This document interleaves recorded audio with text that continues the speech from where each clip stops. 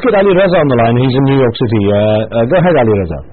Yes, I just had a comment for your guest. I'm an Iranian American, and I think in looking at your biography, and I've looked into it a bit, I think your only qualification to lead Iranians is that you came from your father's seed. From what I can tell, you have no success in business, academia, or anywhere else. And I deeply resent that you think that your royal lineage, it gives you the right to be my leader. And I really wish that you would stop just aspiring to that position. I wish that you would just go away. Okay, Ali Reza, thanks. Let me put to you, Johannes, what's in terms of what you're doing now, what is it what role do you see yourself playing specifically now in the way Iran might change, and what sort of role do you envisage for yourself in the future, assuming there is a change? Well, my goal is to have someone, for our latest caller, to have the freedom to say exactly what he said in our own country, where today he cannot. About somebody like me or whoever else he has an issue with. I'm fighting for the freedom of opinion of every Iranian citizen, regardless of what that opinion may be. So therefore, I think it's the idea that I'm fighting for, which is really what I put on the table for the Iranian people to decide upon. Whether or not I'm qualified for the job is up to them to decide. Clearly, this particular individual doesn't have a vote for me, but that's fine. I think the people of Iran at the right time will have to decide that. Let's focus on where we need to go, however. Are we content with the circumstances in our country today?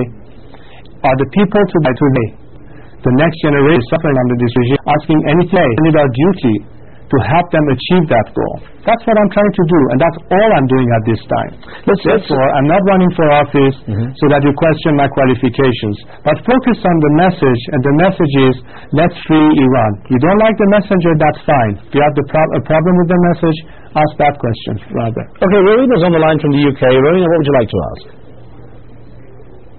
Indeed, an honor for me to speak to you. I'm a student of history at the School of Oriental and African Studies at the University of London, and my focus is mainly on Iranian history. But I'm very interested in your idea about freeing Iran. Do you think that the Iranian population today would be open to the idea of you coming back, either as a monarch or as a political candidate? I'd like very much to hear your views on that. Okay. Now, I'm going to ask you, Highness, to actually hold fire on the answer there, because we have to take a short break, but I want to get that answer. Welcome back. We're discussing the long-term impact of the Islamic Revolution in Iran, which took place 31 years ago, and examining how the government in Tehran is handling the demands for reform. Joining me is Reza Pahlavi, the heir to the Pahlavi dynasty that ruled Iran for 74 years until the Islamic clerics took power in 1979. He's joining us from Paris. Sir, just before the break, we had Rowena in the UK asking if you believe that the people of Iran could accept you or would take the view of you coming back either as a monarch or some kind of strong political figure. Well, look, again, let me focus on the job at hand today, and the only mission that I have set for myself in terms of what I believe my compatriots expect from someone like me is to liberate Iran and bring it to a point that we can freely elect a government of our choice. The demand in Iran today is, in the greatest majority that I can think of, in the last 30 years, of people from different walks of life and political persuasion, seems to be consolidated around a common denominator, a democratic secular alternative and a parliamentary system of government. I think if the question is posed today in a national referendum, the majority of people would reject the current regime in favor of a change, at which point I think the Constituent Assembly will have to write a new constitution and debate the final form of this regime beyond the content of it being a democratic parliamentary system, and leave that final choice to the people of Iran as to in what form this institution will be represented, either on the parliamentary monarchy, for instance, or the parliamentary republic.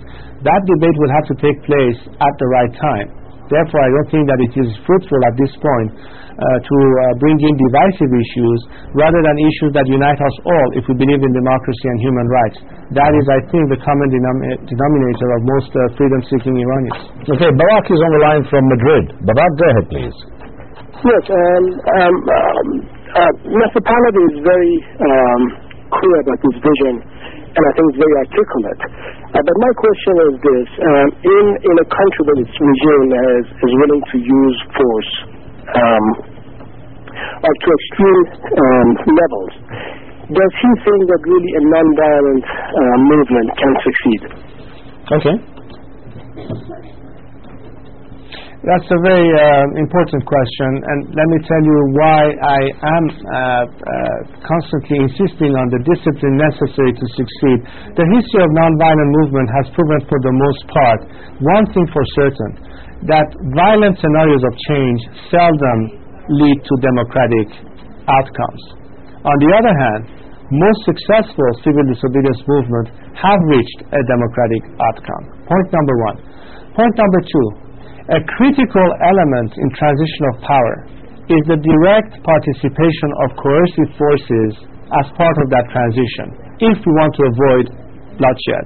Therefore, there has to be an option for such elements, case in point the Iranian regime today, to be able to see a survival for themselves beyond this regime. If they may be fearful that they are facing a vengeful society, chances of them peeling away for such regimes would be much less, and therefore the road to recovery and freedom much harder and certainly much bloodier. Therefore, it is important not only to believe that it is achievable under non-violent civil disobedience, but it is a critical point of achieving beyond this change an atmosphere of national reconciliation in which you have a general amnesty, and I would even add to that the banning of capital punishment for good, particularly in the case of political, if you will, sort of crimes or whatever you want to call it. This has to be part of our perspective towards the future. I'm looking at South Africa as a good example, and I think in that case I don't see why we couldn't achieve it, because this is not just theory, but in practice we have seen elements of coercive forces, such as some members of the Revolutionary Guard, beginning to show doubt and remorse. And let's not forget one thing. The same people who are today asked by this regime to fire bullets into the heads of our sons and daughters have gone to the war front, fought a war protecting our homeland and the life of the parents of the very same children that are asked to go and kill. I don't think that would be tenable. I know there will be a shift of position, and they will join the people at the very end. I have no doubt that the Iranian people would prevail. My entire effort in this is to try to bring that change at the least cost possible to our nation, both in terms of loss of life and in terms of its economic consequences. I cannot think of any other scenario but that of nonviolence, and I have yet to be proven wrong that the Iranian people cannot achieve it, or that it is futile to think in that direction. Now, we had an SMS message that came from Kofi in the UK, who says, does Reza Pahlavi think his father was a dictator? And I wonder, how are you able to at least shed the baggage that is carried with your father's name for having a very tough regime? Well, I think people who have an objective mind, including today's generation, realize very well that I have not genetically inherited the politics or the political circumstances in the era of my predecessor. I believe that I am my own man, and I have had a 30-year track record of my own. And I hope that people will judge me based on my actions and my thoughts rather than what happened at a time that I had nothing to do with. My vision is towards the future. I have described clearly what it is that I believe in terms of the option for our country, what I'm prepared to do in that response. I'm doing it primarily as a responsible and concerned Iranian citizen and a patriot. And I've always said it is up to my fellow compatriots to bestow upon me, if they so choose, or if they believe that I can play a higher role in Iran in the future, to decide that then.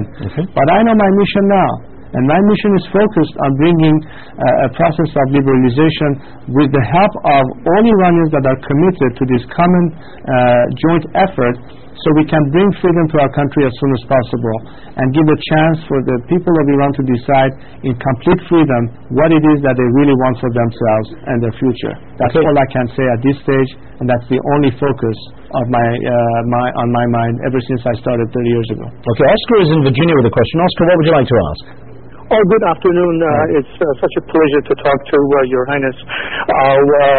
My question was, first of all, to answer Ali Reza from New York, is that at this junction, we really don't have anybody who's more qualified actually with a clean record and without any type of an agenda, a personal agenda, I should say, except you, sir. And I'm sure a lot of Iranians would like to see that, you basically try to organize some sort of a group so we can, confront this Islamic Republic in a more organized fashion. Do you, sir, have any type of a plan to organize any type of a, group or what have you? Thank you. Okay. Thank you. Well, one of the chief concerns among the opposition, both inside and at home, inside the country and outside, is the fact that since the regime appears to be bent on trying to minimize any possibility for the current, at least visible leadership of the movement to be effective inside, there may in fact be some kind of a vacuum at some point in terms of the visible leadership.